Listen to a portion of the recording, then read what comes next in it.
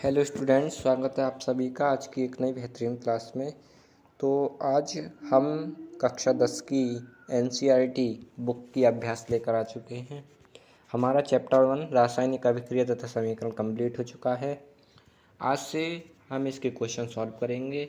और एक बात आपके लिए ये खास है कि जो भी एनसीईआरटी के क्वेश्चन हैं वो बोर्ड एग्ज़ाम के लिए बहुत ही इम्पोर्टेंट हैं, क्योंकि जो हमारा पूरा बोर्ड एग्ज़ाम है 10th का चाहे 12th का, वो पूरा एनसीईआरटी पर डिपेंड करता है। तो जितने भी क्वेश्चन आते हैं हमारे एनसीईआरटी से आते हैं, तो आपको इन्हें अच्छे से तैयार करना है। अगर आपने हमारे जो लेक्चर्स अभी तक हमने आपको जो प्रोवाइड कराए थे चैप्टर 1 के, अगर आपने उन्हें नहीं देखा है तो उन्हें देखें। उसके बाद ये क्वेश्चन आप आसानी से ईज़िली कर पाओगे। तो देखते हैं पहला क्वेश्चन। ठीक है, पहला क्वेश्चन कह रहा है नीचे दी गई अभिक्रिया के संबंध में कौन सा कथन असत्य है। ठीक है, ये कुछ मल्टीपल चॉइस क्वेश्चन है, ये हम ऐसे ही करते हैं। फिर उसके बाद जितने भी जो हमारे बोर्ड पर करने वाले होंगे वो हम बोर्ड पर करवाएंगे। तो सिंपल क्वेश्चन लेते हैं आज हम। ठीक है, ये क्वेश्चन आपको अच्छे से तैयार करने होंगे, क्योंकि ये क्वेश्चन आपके ऐसे समझ लीजिए जो एनसीईआरटी जिस बच्चे ने तैयार कर ली पूरी अच्छे से, और अभ्यास के जो क्वेश्चन है वो अगर अच्छे से तैयार कर लिए तो आपके 100 में 95 बिल्कुल श्योर हैं, अगर आप इन पर फोकस करते हैं तो। और इससे पहले हमने जो प्रश्न होते हैं वो आपको कराए थे इम्पोर्टेंट वाले, आप उन्हें भी देखें। तो पहला क्वेश्चन देखते हैं क्या है। नीचे दी गई अभिक्रिया के संबंध में कौन सा कथन असत्य है। देखिए, आपको यहाँ ये देखना है कि जो अभिक्रिया दी गई है इसके लिए कौन सी बात गलत है, असत्य है। देखिए, कभी कभी ऐसा होता है कि एग्जाम में हम जल्दबाजी में क्या करते हैं, असत्य ना पढ़ करके सत्य पढ़ लेते हैं, और हमारा अच्छा खासा जो क्वेश्चन हम पाता है वो गलत हो जाता है। ठीक है, तो देखिए ध्यान से, क्वेश्चन कह रहा है, देखिए ध्यान से, 2 PbO, PbO क्या है, लेड ऑक्साइड, Pb से लेड और O से ऑक्साइड। तो ये 2 3 ये तो क्या है, बैलेंस करने के लिए लगाए गए हैं। तो हमें पढ़ना है PbO यानी कि लेड ऑक्साइड प्लस C का मतलब कार्बन। अब जब ये दोनों मिले तो अभिक्रिया हुई, ये साइन है, साइन ऑफ रिएक्शन। फिर क्या बना, Pb प्लस U2 यानी लेड बना और कार्बन डाइऑक्साइड गैस बनी। ठीक है, अब इस अभिक्रिया के लिए आपको बताना है कि कौन सा कथन असत्य है। ठीक है, पहला ऑप्शन कह रहा है सीसा अपचयित हो रहा है।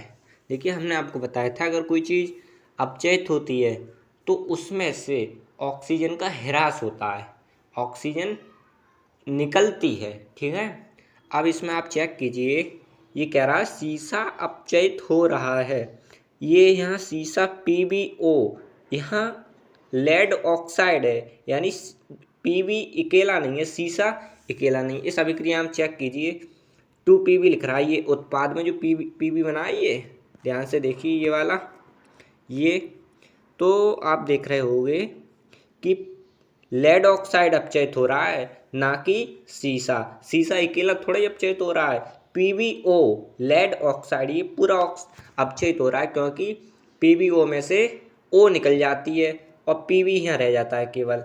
तो आपने देखा कि लेड ऑक्साइड अपचयित हो रहा है, ना कि सीसा अपचयित हो रहा है। ठीक है, लेड को ही सीसा कहते हैं।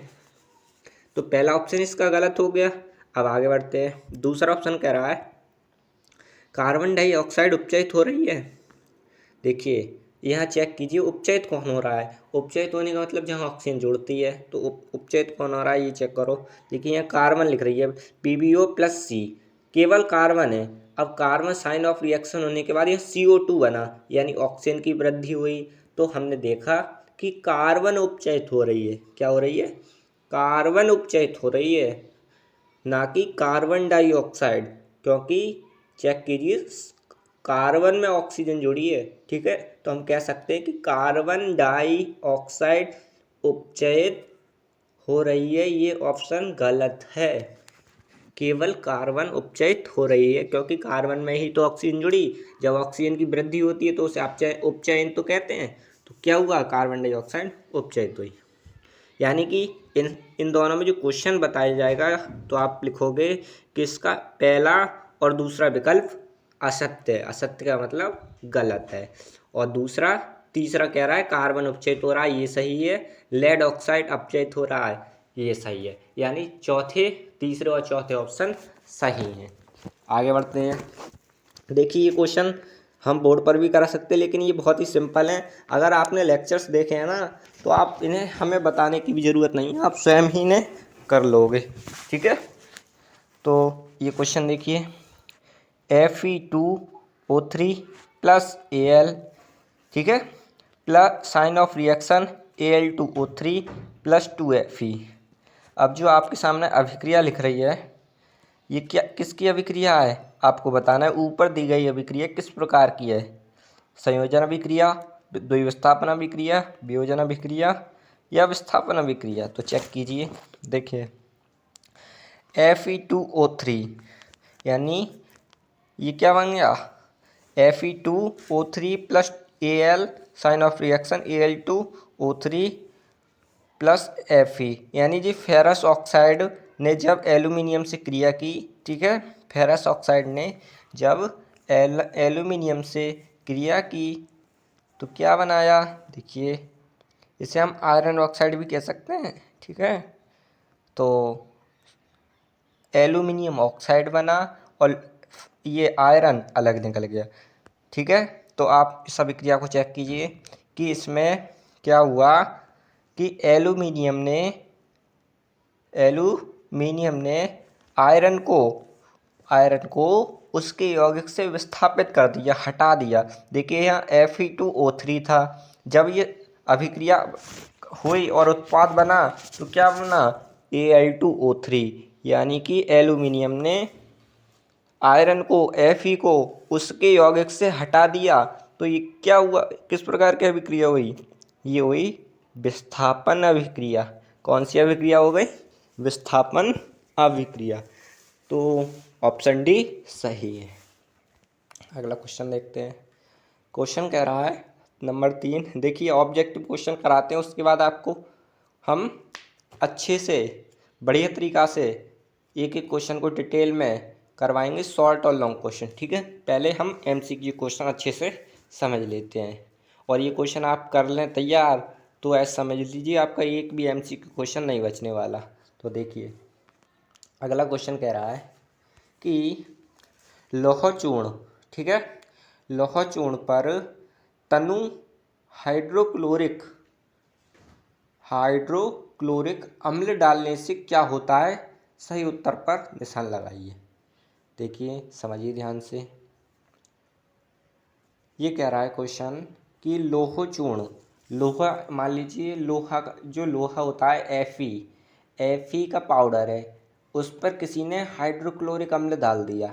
हाइड्रोक्लोरिक अम्ल का मतलब HCl। देखिए ये अभिक्रिया आप अपनी कॉपी पर खुद करके देखें।